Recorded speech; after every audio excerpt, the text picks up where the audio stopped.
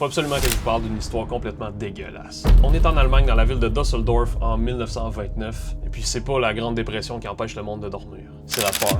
Une espèce de peur qui te pogne dans le ventre, qui t'empêche de dormir, puis qui te donne des espèces de frissons complètement incontrôlables. Parce que dans les rues, il y a un monstre qui rôde. Puis ce monstre-là, il veut pas ton argent, il veut pas te voler, il veut pas se venger, il veut rien de ça, il veut du sang. On l'appelle le vampire de Düsseldorf. Même la police ne sait plus quoi faire. Le tueur, il a absolument aucune logique. Il frappe des hommes, des femmes, des enfants. Il utilise des marteaux, des couteaux, des ciseaux, n'importe quel objet qu'il a sous la main.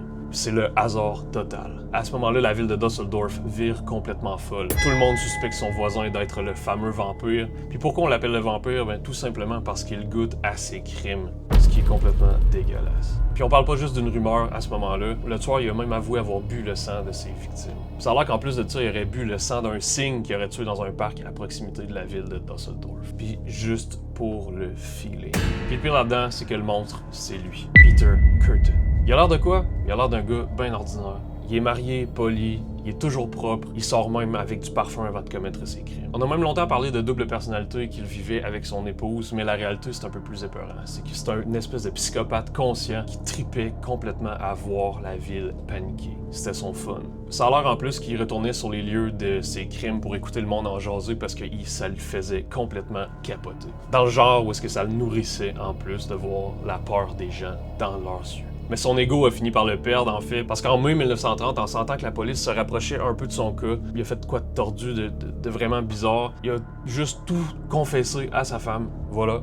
Il a raconté chaque meurtre, imaginé son choc, le choc qu'elle a eu, la pauvre dame, puis il lui a dit « Va me dénoncer. Comme ça, tu vas toucher la récompense en argent que les autorités avaient promis pour la capture du vampire. » Il s'est même fait arrêter sans résister, il était même content de l'arrestation, parce qu'enfin, il y avait l'attention de la planète au complet. Bon, pas des grosses nouvelles, mais il a été condamné à mort, et puis Kürten, il est resté froid jusqu'à la fin, à la toute fin. Et puis juste avant son exécution, il aurait posé une espèce de question complètement tordue au bourreau, et lui aurait dit, je cite, « Après que ma tête va être coupée, est-ce que je vais pouvoir entendre juste un instant le son de mon propre sang qui sort de mon cou? » What the fuck?